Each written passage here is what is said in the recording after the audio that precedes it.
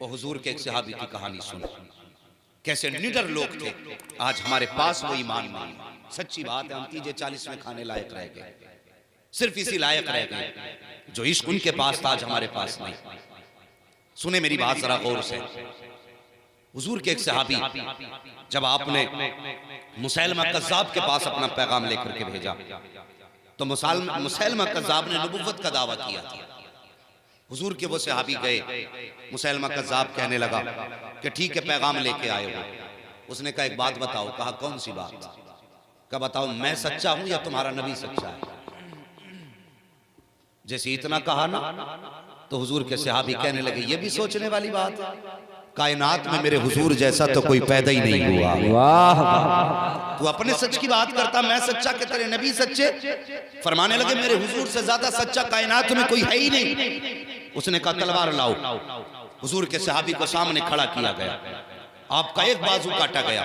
कहने लगे अब बता मैं सच्चा या तेरा नबी सच्चा? मैं सच्चा या तेरा नबी सच्चा? वो कहने लगे मेरे हुजूर से ज्यादा सच्चा कोई नहीं है। का दूसरा बाजू काटो।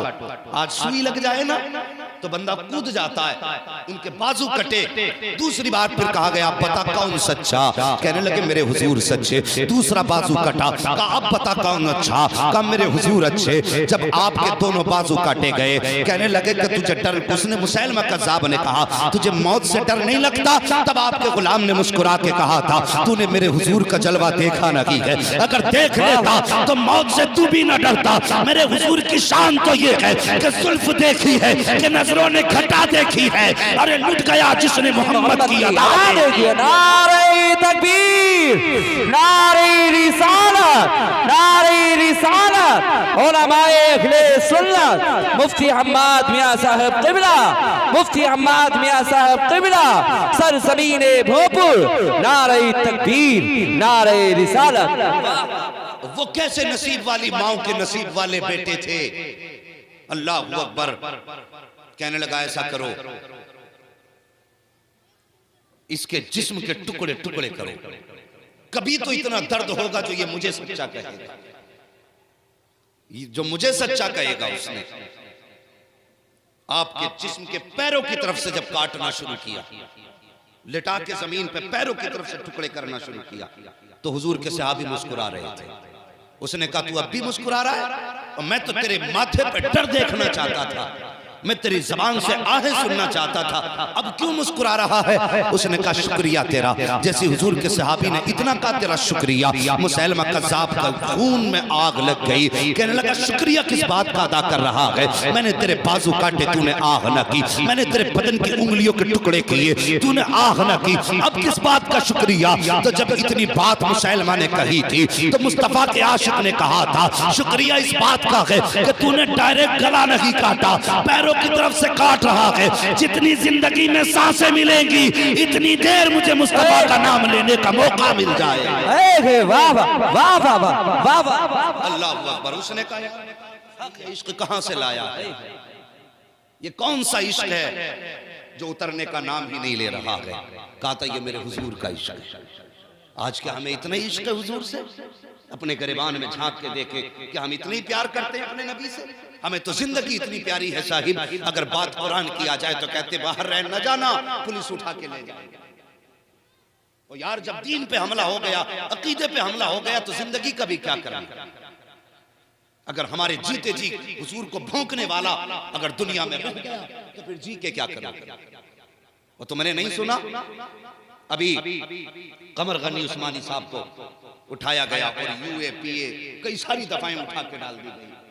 वो किसी ने गुजरात में, मैं तो नहीं जानता, हुजूर के खिलाफ बकवास की थी तो किसी हुजूर के आशिक ने उसको मार डाला। तो उठाया कमर गनी उस्मानी साहब को। मैं एक बात कहना चाहता हूं, ये क्या सच है क्या गलत है ये फैसला तो कोर्ट करेगा, लेकिन सच ये है कि जब भी हुजूर के खिलाफ भौंका जाएगा हुजूर का गुस्ताख जमीन पे कायम नहीं रहेगा। हम तो पहले से कहते आए हैं हमारे नबी के खिलाफ ना भौंकना, हमारे घरों को जलाओ हम बर्दाश्त करेंगे, हमारे बच्चों को मारो बर्दाश्त करेंगे, हुजूर के खिलाफ कोई भौंके हम इस बात को गवारा नहीं करेंगे। हाँ, क्योंकि हम अपनी औलाद से ज्यादा, अपनी जान से ज्यादा अपने हुजूर से प्यार करते हैं। और फिर जिन्होंने उनके नाम पे जाने लुटाई, फिर उनके मकाम देखो। उनके रुतबे देखो। अभी गर्मी तो नहीं लग रही आप लोगों को? अगर नहीं लग रही तो बोल दें जरा या रसूल अल्लाह। अब तो अल्लाह ने अपनी इतनी तेज की गर्माई का हीटर चालू कर दिया, अब इंशाअल्लाह लगने लगी। सुबह से जो चादर पहने बैठे थे अब वो नीचे कर चुके हैं। जरा और जोर से कहते हैं या रसूल अल्लाह। अल्लाह सलामत रख के बात समझ में आ रही है ना? हमारे सीने से इश्क रसूल निकाला गया। वो पाकिस्तान के गवर्नर ने हुजूर के खिलाफ बकवास की तो दुनिया जानती है मुमताज हुसैन कादरी को।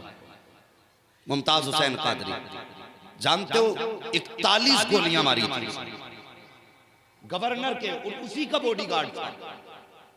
तो जैसी 41 गोलियां मारी उसने, बात क्या हुई, सियासी पार्टियां उसमें आ गई हरकत में कि फला पार्टी का नाम ले दे, हम तुझे इतना पैसा देंगे, फला पार्टी का नाम ले दे, हम इतना पैसा देंगे। उसने कहा नहीं जी, ये मैंने हुजूर के इश्क में किया, ये मैंने हुजूर के इश्क में किया। कहा ये मैंने पार्टी में जाने के लिए नहीं किया, ये मैंने पैसा कमाने के लिए नहीं किया, ये मैंने जितना भी किया है हुजूर के लिए किया है। अल्लाह अकबर। लोगों ने कहा कि फांसी से बचना चाहता है तो किसी पार्टी का नाम ले दे। उसने कहा मेरी जन्नत इतनी सस्ती तो नहीं है जो जिंदगी दे करके अपनी जन्नत का सौदा कर दूं। अल्लाह अकबर। कहा नहीं, ये जबान नहीं बदलेगी, हुजूर के लिए मारा है।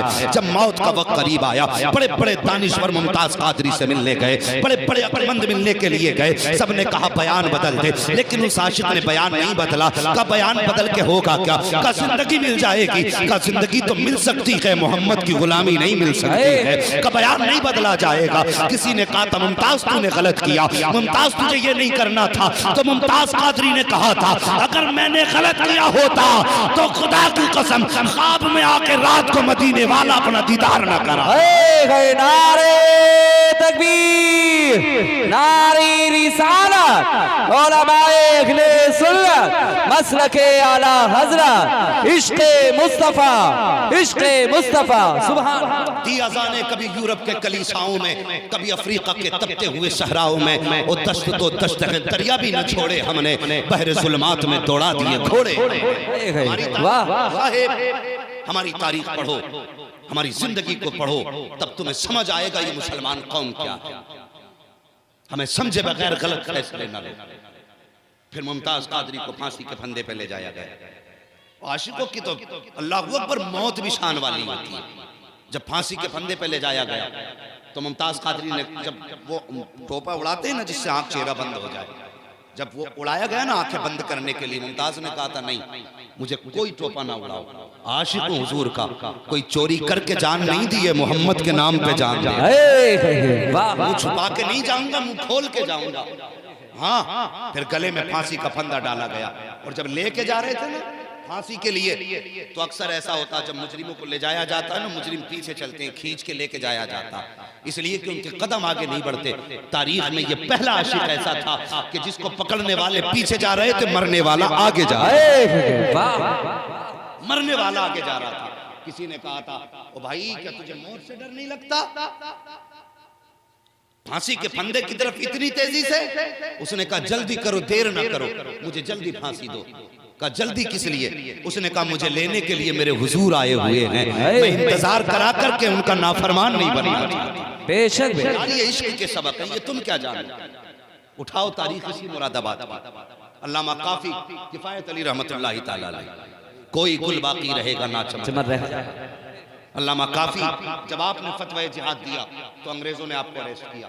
दलाल हर दौर में रहे, चुगलखोर हर दौर में रहे। किसी मुसलमान ने कोई फैसला किया, जाके अंग्रेजों से कह दिया कि जिहाद का फतवा अल्लामा काफी ने भी दिया, अंग्रेज उठा के ले गए। और कौन सा सितम था जो उन पे न किया, कौन सा जुल्म था? इसी मुरादाबाद की जमीन की बात। यही वजह है आज तक मुरादाबाद की जमीन बुज़दिलों को पैदा नहीं करती, बहादुरों को पैदा करती। बेशक बेशक, ये सच्ची बात है। ये अल्लामा काफी की कुर्बानी का नतीजा है। आज तक मुरादाबाद की जमीन से बहादुर पैदा होते, बुज़दिल नहीं। जब अल्लामा काफी को लेके गए, जेल के अंदर डाला, और जेल के अंदर डालने के बाद उनसे कहा अपना फतवा जिहाद वापस लो। अल्लामा काफी ने कहा था नहीं लूंगा, फतवा जिहाद वापस नहीं लिया जा सकता। तो आपके बदन पे परेज गर्म कर करके लगाई गई, जिससे आपकी खाल उधर जाती थी। इतना जुल्म अल्लामा काफी पे किया गया, आपके बदन की खाल उतर जाती थी। अंग्रेज कहते थे काफी अब भी फतवा वापस ले लो, कहने लगे नहीं फतवा वापस नहीं होगा। पूरा जिस्म जब परेस के जरिए जलाया गया, रात को करवटे बदलते बदलते आंख में आंसू, थोड़ी देर के लिए आंख लगी, ख्वाब में मुस्तफा तशरीफ ले आए। जब हुजूर तशरीफ ले आए, मेरे हुजूर ने अल्लामा काफी को देखा, अल्लामा काफी ने हुजूर को देखा। जब अल्लामा काफी ने हुजूर को देखा रोने लग गए। मेरे हुजूर ने काफी को सीने से लगाया, फरमाया काफी क्या दर्द की वजह से रोने लग गए हो या मौत का पैगाम सुन के रोने लग गए हो? तब अल्लामा काफी ने कहा था या रसूल अल्लाह इसलिए नहीं रोया कि मौत आने वाली है, इसलिए नहीं रोया कि जेल में आ गया हूँ, इसलिए रोया हूँ कि पता होता कि तेरा दीदार यहाँ लिखा है तो आज नहीं बरसों पहले काफी जेल के अंदर आ गया। नारे तकबीर, नारी रिसालत, उलमाए अहले सुन्नत, मसलके आला हजरत मुफ्ती हम्माद मियां साहब क़िबला, सुभान अल्लाह। हाँ जान दे दो वादे दीदार पर, नकद अपना दाम हो ही जाएगा। ऐ रज़ा हर काम का एक वक्त है, दिल को भी आराम हो ही जाएगा, दिल को भी आराम हो ही जाएगा।